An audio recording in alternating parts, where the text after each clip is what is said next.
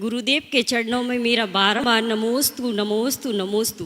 गुरुदेव, पहले की युवक युवतियों में मैच्योरिटी आज की अपेक्षा कम देखी जाती थी, फिर भी विवाह आज की अपेक्षा कम उम्र में हो जाया करते थे, परंतु आज उच्च शिक्षा की आड़ में विवाह उम्र के उस पड़ाव पर हो रहे हैं जबकि युवावस्था ढलाव की ओर आ जाती है।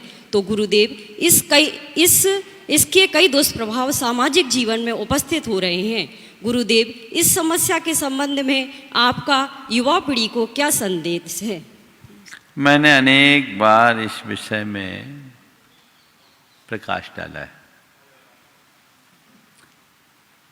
विवाह के संदर्भ में आजकल काफी विलंब होने लगा है और एक बात और देखने में आ रहा है, केवल विवाह नहीं हो रहा, बाकी सब कुछ हो रहा है। ये भी बात है लेकिन सच है। हमारे शास्त्रों के अनुसार यौवन से परिपूर्ण होते ही विवाह के बंधन में बंधना चाहिए। भारत सरकार के नियमानुसार कन्या के लिए 18 वर्ष और वर के लिए 21 वर्ष निश्चित किए हैं। ये विवाह के लिए पर्याप्त है, लेकिन आजकल पढ़ाई लिखाई का जो चलन बढ़ गया है, उस चलन के कारण 25 साल के पहले तो विवाह की कोई बात ही नहीं सोचते। पहले पढ़ाएंगे, 22-23 साल तक पूरी पढ़ाई करेंगे, फिर जॉब करेंगे, फिर विवाह की बात करेंगे। तो 25, 28, 30, 32 साल हो जाते हैं। इसके दो बड़े दुष्परिणाम हैं। पहला तो ये कि 25 वर्ष की उम्र के बाद जब मन परिपक्व हो जाता है तो एक दूसरे में ढलने में बड़ी कठिनाई होती है। हर बात में ईगो क्लैश होता है। विवाह कन्या से होना चाहिए और कन्या तो 18-20 साल तक ही होती है, 21 साल 22 साल। 25 साल में तो परिपक्व युवती बन जाती है। पहले 18-20 साल की उम्र में किसी का विवाह हो जाता था तो वो उस घर में जाकर पूरी तरह ढल जाती थी। तो उनके दाम्पत्य में ज्यादा मधुरता थी। अब अधिक उम्र के बाद विवाह होने से ये चीजें देखने में आ रही हैं कि विवाह के बाद विवाद जारी रहते हैं और आजकल तलाक के केसेस जो बढ़ रहे हैं, ये एक बहुत चिंतनीय पहलू है। दूसरी बात, विलंब से विवाह होने के कारण संतानोत्पत्ति के लिए, इशूज के लिए डॉक्टरों के आगे लाइन लगाना पड़ता है। पहले आपने नहीं सुना होगा कि किसी महिला को प्रेगनेंसी के टाइम में बेड रेस्ट रखना पड़ता हो।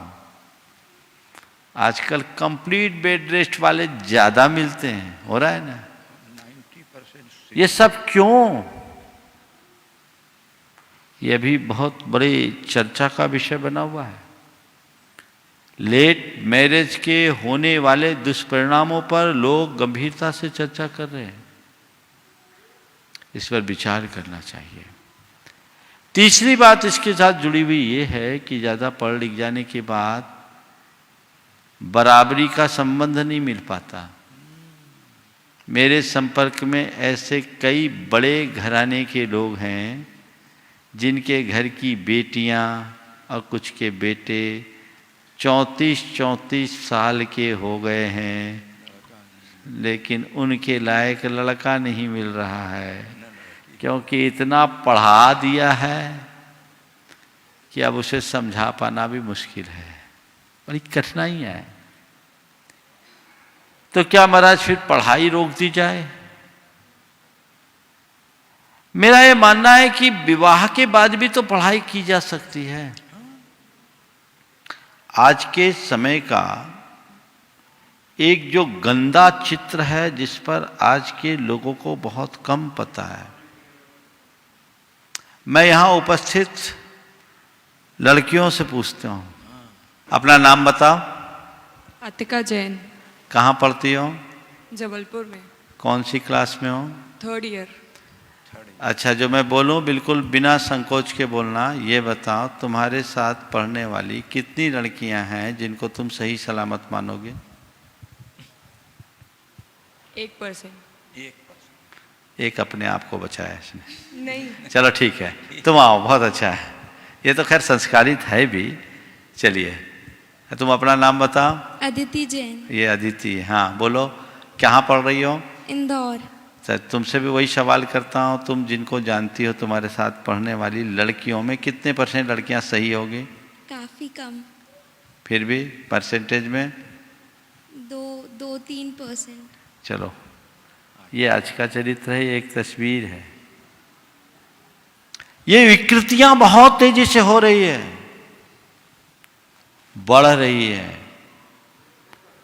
अगर बोलूं तो रोज अफेयर, रोज ब्रेकअप, यही चलता है कि नहीं चलता? बोलो।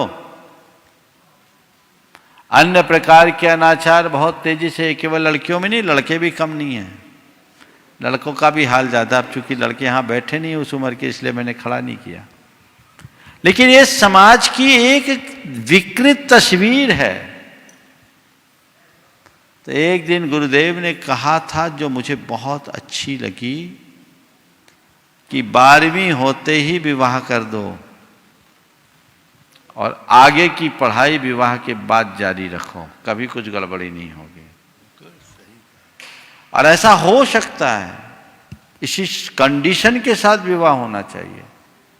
मैं ऐसे अनेक महिलाओं को जानता हूं जिन्होंने विवाह के उपरांत ग्रेजुएशन किया, LLB किया, हाई कोर्ट की जज बनी, डॉक्टर विमला जी अब रिटायर हो गई, IAS बनी विवाह के बाद, सारी पढ़ाई की विवाह के बाद। तो ये घर परिवार में भी ऐसा वातावरण मिलना चाहिए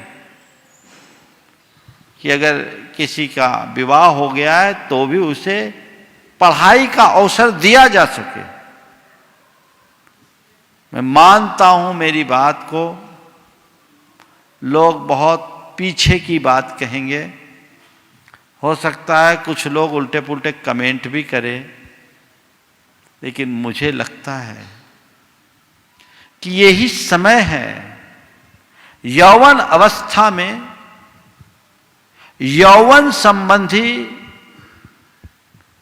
जो फीलिंग्स है वो आती हैं, इच्छाएं भावनाएं पनपती हैं, और जब उसकी पूर्ति नहीं हो पाती तो व्यक्ति कहीं न कहीं भटकता है। यदि ऐसे समय में विवाह की व्यवस्था हो जाए और अपने जीवन को बनाने के लिए आगे पढ़ाई लिखाई की व्यवस्था की जाए, तो मैं समझता हूं इसमें चरित्र भी सुरक्षित रहेगा और भविष्य भी। आज लोग केवल भविष्य की सुरक्षा की बात करते हैं, चरित्र को क्यों भुला के रखे हैं? हमें चरित्र को सुरक्षित रखना है, भविष्य अपने आप सुरक्षित होगा।